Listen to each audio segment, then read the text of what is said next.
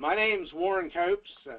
I'm a research plant pathologist with the Agricultural Research Service located in Poplarville, Mississippi.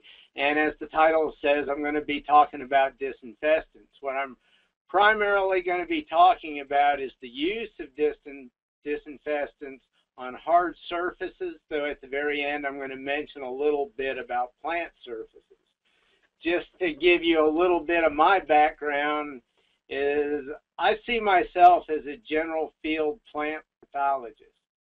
My area of research is really looking at integrated disease management.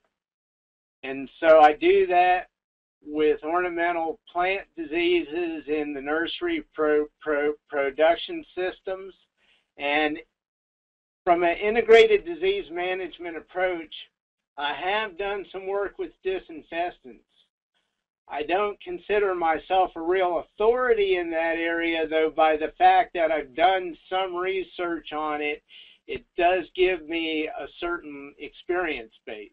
And I'm going to share some of what I've learned. This is an outline of the talk. I'm going to give a brief introduction beginning with plant pathology concepts.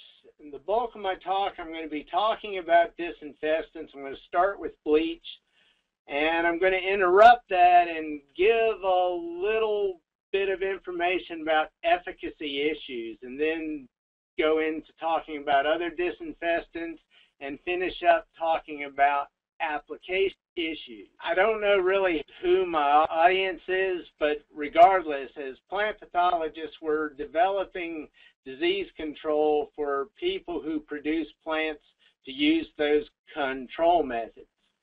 And so the bulk of those people are horticulturists, and they're focused on plant production with disease control just being something that's a needed part of what they do. And as horticulturists, people tend to focus primarily on the fact that they've got a disease problem and they want to control that disease problem.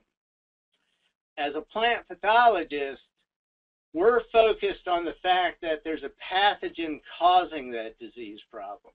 And so what controls are really centered on is controlling the pathogen, so we end up with the result of reducing plant damage.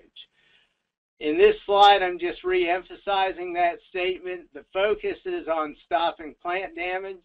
A lot of extension training focuses on teaching people about the plant disease triangle.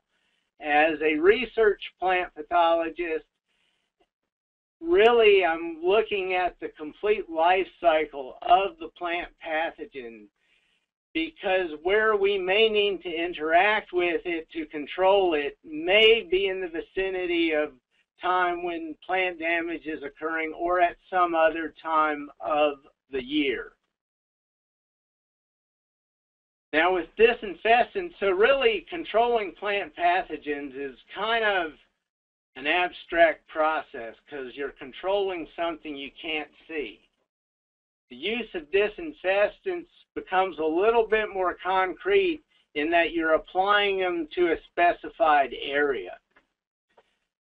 The purpose of disinfestants is to kill microorganisms on surfaces.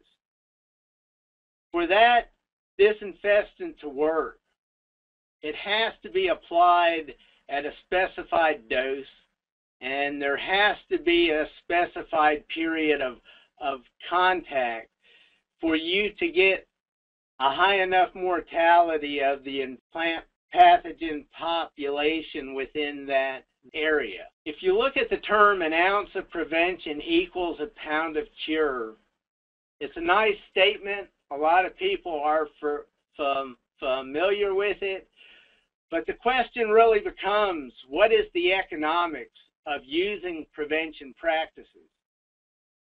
And I've already gotten some questions, and really when I finish this, what you're going to find is I don't have the answer for all of the questions you're going to have.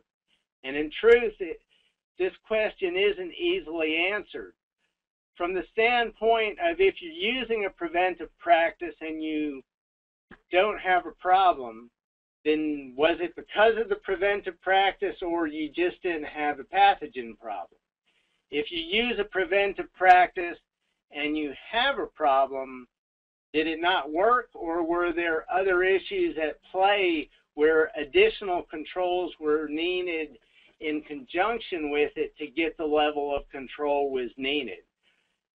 And really, sanitation practices in general are some of the more difficult control management techniques to validate. And it really takes in-depth research to be able to truly document whether these practices are providing the benefits that you're expecting. And then use and smaller scale research can then look at how they fit into production schedules, whether they're justified by the expense. So what I'm talking about is sanitation.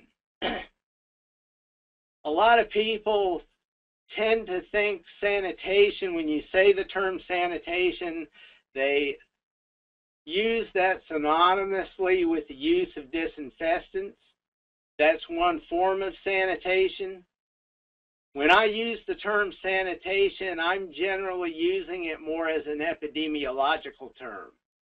And any practice that lowers inoculum levels enough to significantly reduce final disease levels would be a sanitation practice. So it's really more inclusive than just the use of disinfectants.